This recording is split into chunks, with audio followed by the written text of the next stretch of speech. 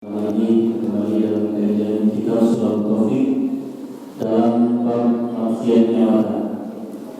Bagi beberapa yang mau bertanya, kami silakan.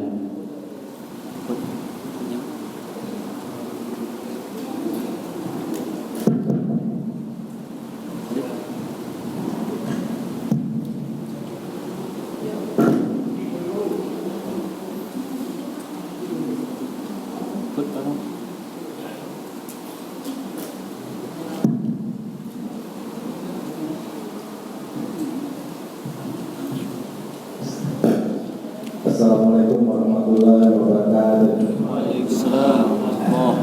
Alhamdulillah. Pak Kiai, yang mau saya tanyakan Pak Kiai, saya juga punya anak perempuan kecil Pak Kiai. Berarti kalau kita tadi boleh menahan aurat kan ibunya Pak Kiai, karena anak perempuan itu ingin mandi sama kita Pak Kiai, gitu kan? Ingin mandi baju juga sama kita, gitu. Itu kira-kira gimana Pak Kiai? Boleh, boleh. Yang penting kita tidak melihat farjinya. Jadi adalah kita itu haram melihat farjinya anak kita perempuan itu sendiri. Tetapi kalau bukan farjinya dilihat, itu tidak ada masalah, tidak dosa. Satu lagi Pak Kiai, kita kan sering di kampung kita kan ada tukang mulut perempuan, dan kita kan sering mulut sama orang perempuan. Itu kira-kira gimana tuh Pak Kiai? Sebenarnya sulit untuk dijadikan alasan boleh, itu sulit Pak ya. Jadi satu contoh adalah karena itu kalau secara lahiriahnya sudah jelas haram. Kemudian adalah karena kaitannya adalah kurang urut itu biasanya pasti dibuka jangan kainnya Pak ya. Jadi ketika mengurut kan langsung istilahnya tangan dengan istilah kulit dengan kulit, dan juga dilihat, dan juga kaitannya dengan tadi masalah aurat, masalah aurat. Maka sulit sebenarnya digambarkan bahwa tukang urut itu kalau memang istilahnya lain jenis. Kemudian diboleh, apakah mengurut itu sudah menjadi suatu kebutuhan yang begitu sangat mendesak atau tidaknya gitu? Hanya mungkin kajiannya hanya di situ saja. Jadi kalau istilahnya urut itu hanya sebatas untuk kenikmatan, ya haram. Tetapi kalau istilahnya urutnya itu mungkin bisa jadi adalah dalam suatu yang darurat, yang begitu sangat mendesak, bisa jadi diperbolehkan. Tetapi ya kembali lagi tadi, kalau ada sejenis tetap harus prioritas sejenis. Terima kasih.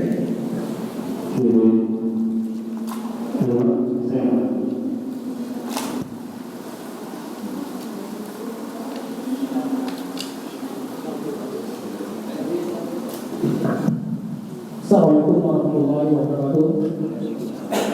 Terima kasih untuk masalah. Kemudian ada yang ditanyakan Pak Ustaz, ini berkaitan dengan jika dimana seorang laki-laki itu di batasan tertentu kan bisa juga dibolehkan untuk melihat wanita. Bukan sering mengatakan auratnya saja yang tidak boleh, tapi ada juga yang mengatakan keluhan kecuali yang saya pertanyakan, saat ini kan banyak sekali dokter spesialis kebidanan itu adalah laki-laki. Nah, tadi kan yang jelas menurut saya kalau tidak ada dokter perempuan itu dibolehkan. Yang jadi masalah kan banyak dokter perempuan. Terus yang kita mana kita sekolahkan untuk mengambil spesialis laki-laki. Hukumnya kalau belum sekolahkan apa? Dan dia pun kalau sudah bekerja kan ini bisa sedikit dari pekerjaan dia. Nah itu rezeki yang dia dapat atau hasil yang dia peroleh itu hukumnya kira-kira bagaimana? Terima kasih. Terima kasih. Jadi gambarnya kalau istilahnya dokter jenis sekolah spesialis kemudian mengambil spesialis jenis kandungan sangat resiko Pak ya. Karena kembali lagi tadi adalah nanti langsung terjebak dengan suatu keharaman.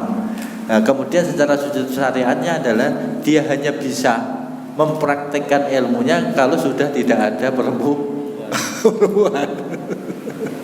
Jadi mungkin itu problemnya Pak, ya. Jadi adalah ini secara syariatnya Pak, ya. Secara syariatnya adalah dokter spesialis kandungan yang laki-laki sebenarnya dia tidak bisa praktek.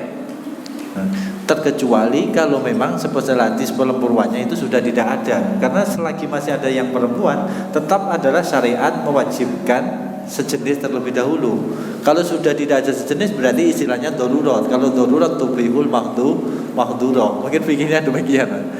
Kemudian kaitannya dengan masalah gajinya ya tadi, ketika pas prakteknya haram ya haram. Kalau pas prakteknya diperbolehkan ya berarti halal. Yang membiayai sekolah. Ya, belum sampai ke taraf keharaman dan tidaknya. Cuma kembali lagi tadi adalah ketika hasil dari pekerjaannya itu kembali lagi tadi pas prakteknya. Kalau pas prakteknya itu dalam keadaan halal berarti rezekinya halal. Tetapi kalau pas prakteknya yang haram ya berarti haram tadi. Iya Pak. Jadi kembali lagi adalah ini sudut pandang syariat tapi Pak. Sudut pandang syariat dan kembali lagi adalah selagi masih ada perempuan kemudian kok laki-laki menangani ya sebenarnya haram. Terkecuali kalau memang sudah sebelas kandungan yang perempuan tidak ada, maka dia istilahnya darurat.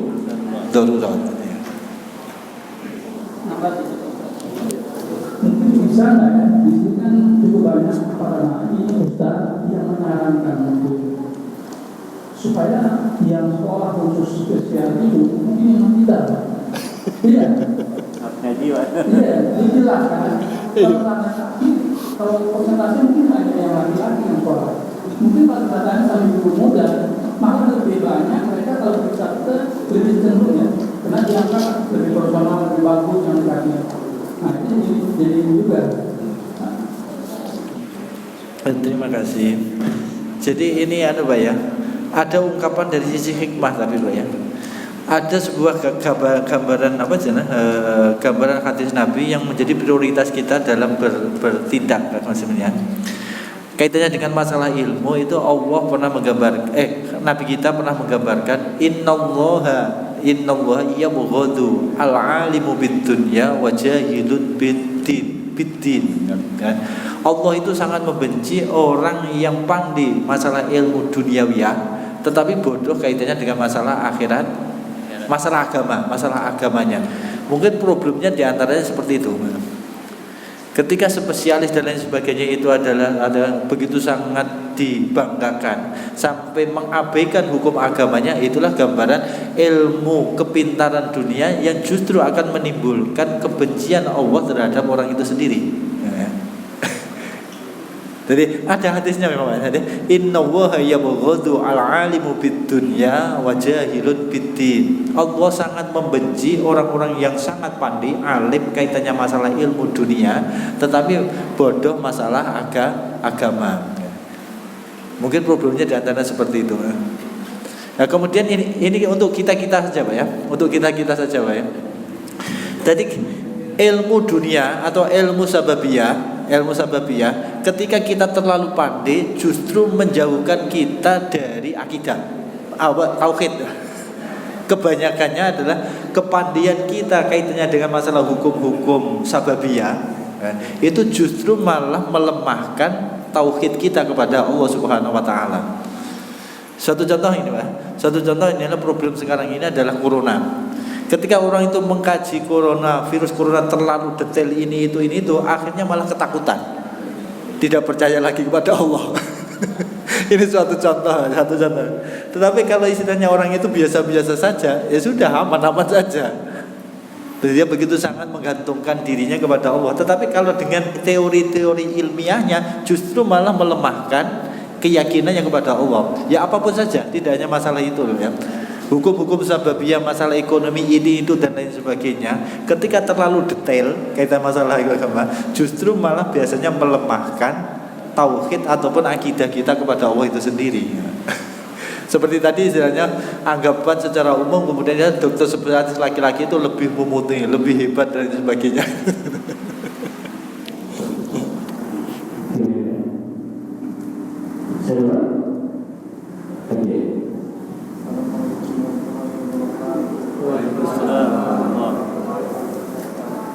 Izin bertanya Ustaz. lihat orang yang sedang berbuat maksiat, lalu kita menegurnya, tapi dia tidak terima, tapi malah memukul kita, itu gimana Pak Ustaz? Apa kita diam aja dipukulnya, kita akan melawan? Terima kasih. Terima kasih. Kalau kaidahnya Pak ya semestinya adalah, kalau kaidah syariatnya semestinya adalah tadi, kalau kita ada kekuatan itu ada wajib untuk dengan kekuatan. Kalau tidak mampu kekuatan dengan lisan. Kalau tidak mampu dengan lisan adalah wajib ingkar di dalam hati. Tetapi kalau sekiranya tadi adalah ada ungkapan juga istilahnya ini pertimbangan atau perimbangan.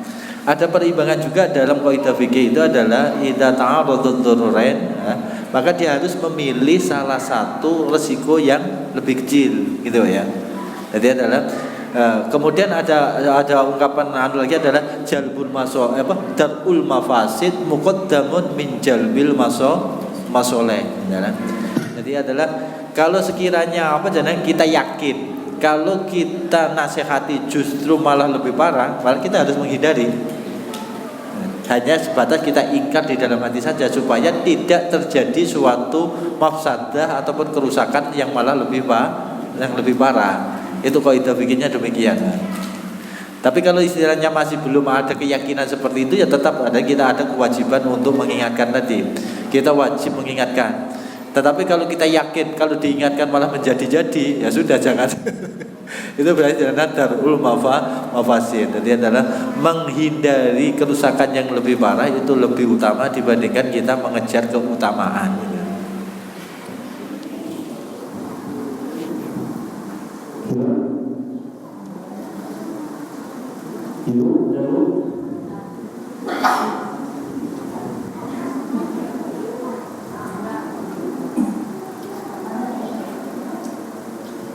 Ada Bu? Dari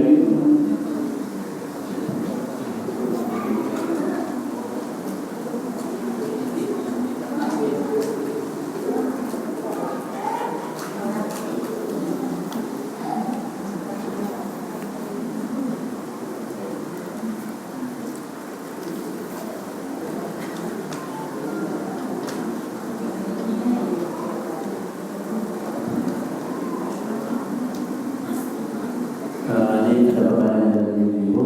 Assalamualaikum Pak Yai. Bagaimana kalau seorang perempuan mengagumi seorang laki-laki yang bukan mahramnya karena sifat dan akhlaknya yang baik? Apa hukumnya Pak Yai? Mohon penjelasannya. Terima kasih. Ayo. Mengagumi.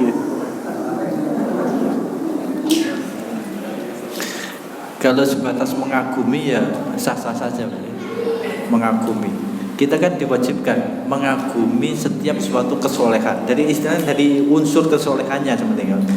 Ada ungkapan Nabi gini adalah hadis Nabi ya. Kita itu wajib mencintai karena Allah, kita wajib membenci karena Allah.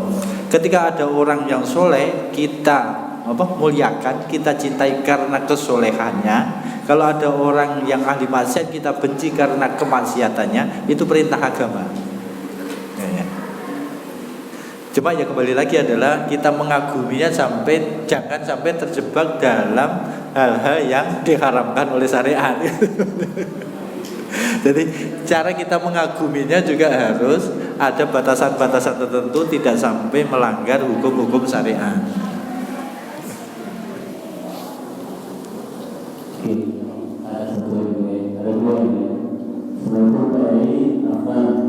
Dalam adab bertetangga salah satunya saling menyapa. Apakah termasuk maksiat mata ketika berbicara dengan tetangga atau teman? Kemudian yang kedua, memalingkan muka karena ingin menjaga pandangan terhadap yang bukan mahram. Apakah termasuk dalam sifat sombong? Jangan membuat Terima kasih. Di dalam kitab Ukudulujen itu ada gambaran ya. Kami bukan menjawab secara baku tadi pertanyaan, tetapi ada suatu gambaran-gambaran. Ada sifat itu ketika dimiliki laki-laki baik, tetapi kalau dimiliki seorang perempuan justru malah dianggapnya buruk. Ini sudut pandang agama tapi bukan sudut pandang masyarakat. Jadi dalam sudut pandang agama itu ada beberapa sifat apabila dimiliki laki-laki itu buruk. Tetapi kalau yang memiliki sifat itu perempuan itu baik. Yang pertama adalah pemberani. Pemberani ini kalau dimiliki laki-laki begitu sangat baik. Tetapi kalau perempuan kok pemberani ini buruk. Ya. Memang iya Pak. As-syaja'ah itu kalau dimiliki laki-laki itu sangat terpuji. Tetapi kalau as-syaja'ah dimiliki oleh perempuan, itu malah buruk secara sudut pandang agama. Nah. Kemudian yang kedua adalah dermawan. Dermawan ini semestinya kalau dimiliki laki-laki sangat baik, sangat mulia. Tetapi kalau yang memiliki sifat dermawan ini perempuan malah buruk. Nah ini kaidahnya loh, kaidah sudut pandang agama loh. Dalam kitab buku dulu dijelaskan seperti itu. Cuma sekarang malah problemnya berbalik ya. Problemnya sekarang adalah berbalik. Kalau majelis taklim perempuan itu kalau alamnya. Cuma jenis sudut pandang agama sebenarnya terbalik seperti tadi. Kalau laki-laki dermawan itu sangat luar biasa bagus. Tetapi kalau perempuan dermawan ini malah harus ditanyakan. Kurang baik. Perempuan kok dermawan itu kurang baik. Kemudian lagi adalah pemalu. Kalau laki-laki kok pemalu itu buruk. Tetapi kalau seorang perempuan kok pemalu itu lebih bagus. Itu diantaranya seperti itu. Kemudian ini bahasanya itu adalah ramah. Kalau laki-laki ramah itu bagus. Tetapi kalau perempuan kok ramah, ini buruk semestinya. Lendak ini sudut pandang agama. Ini diterangkan dalam kitab buku dulu Jen. Jadi seorang perempuan kok ramah dengan orang lain itu semestinya sudut pandang agamanya buruk. Tetapi kalau laki-laki ramah kepada orang lain itu bagus. Jadi mungkin itu Bu ya gambarannya. Jadi kita sendirilah istilahnya kita ukur sendiri-sendiri. Kalaupun kita seandainya perempuan itu ramah, ya ramahnya jangan keterlaluan ramah, nanti dianggapnya memberi harapan itu bahaya. Dan mungkin itu ya. Jadi istilahnya adalah ya batasan-batasan tertentu saja. Istilahnya kalau seandainya kita memalingkan, ini sudut pandang agama sebenarnya adalah perempuan ketika dilihat laki-laki lain memalingkan mata, memalingkan wajah itu malah bagus mestinya. Cuma ya kembali lagi sudut pandang ke masyarakat jangannya angkuh. Tetapi secara agama malah bagus. Jadi perempuan dilihat oleh laki-laki lain yang bukan mahramnya kok memalingkan wajah, memang semestinya sebaiknya demikian. Cuma kalau laki-laki dilihat oleh laki-laki lain kok maling, nah ini yang menjadi sombong tadi.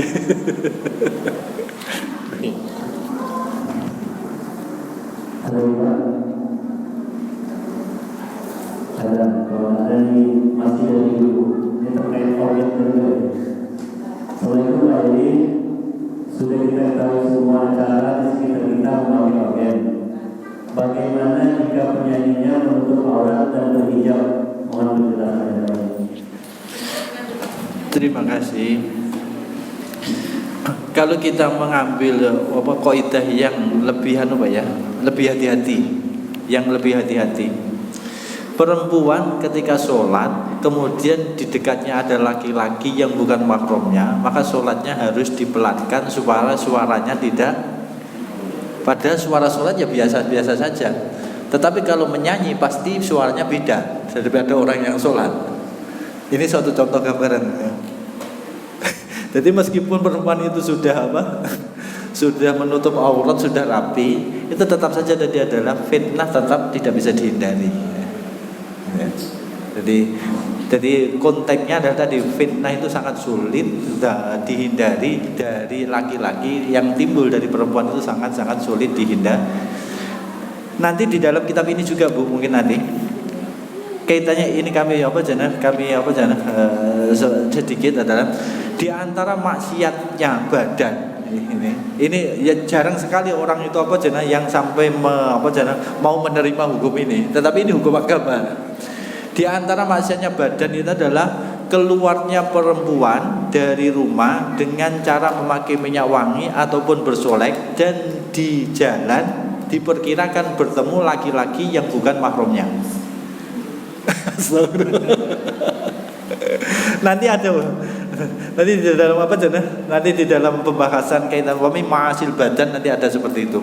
Di antara maksiatnya badan itu adalah perempuan keluar dari rumah dengan cara bersolek ataupun minyak wangi, dan diperkirakan di jalan itu bertemu dengan laki-laki yang bukan mahramnya. Jadi hukum ini semestinya yang menguntungkan laki-laki, ya. Cuma ya laki-laki. Menguntungkan laki maksudnya adalah tidak boros semestinya. Supaya adalah sekarang kan malah berbalik. Ini juga kembali lagi hukum agama yang sekarang dibalik. Perempuan itu disunatkannya bersolek ketika di dalam rumah, gitu ya. Jadi semestinya seorang istri perempuan itu disunatkan untuk bersolek, memakai minyak wangi dan lain sebagainya. Semestinya adalah ketika di dalam rumah, bukan ketika waktu keluar dari rumah. Sekarang kan berbalik. Tapi ini tetap mau menerima ataupun tidak mau menerima, hukumnya seperti itu, gitu loh, Pak. Meskipun prakteknya terbalik, tetapi hukum agamanya sebenarnya seperti itu, gitu loh. Jadi perempuan ketika bersolek di dalam rumah dapat pahala. Tetapi kalau bersolek mau keluar, dapat dosa.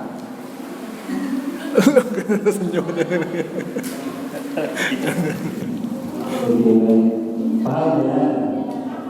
Oke. Bapak saudara,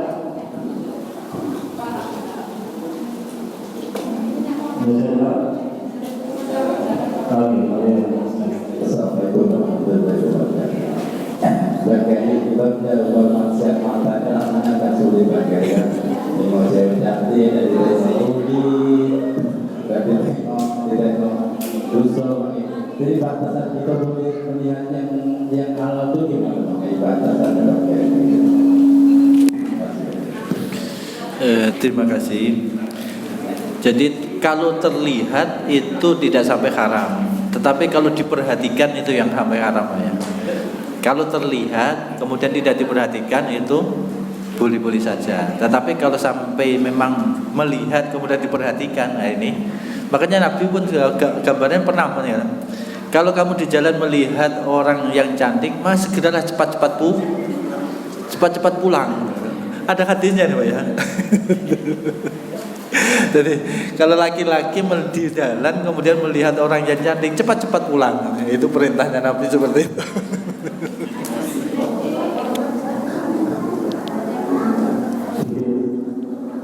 lanjut Bapak masih ada?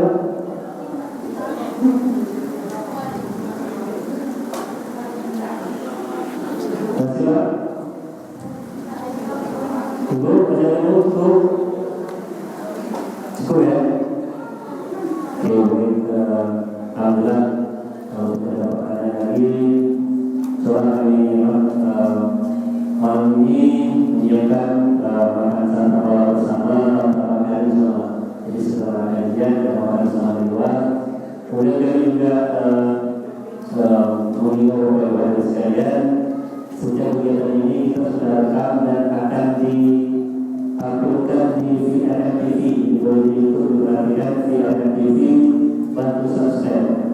Sekarang kalau tidak salah sudah 112 subscribe, ya. Jadi sekarang ini VRM TV, ya.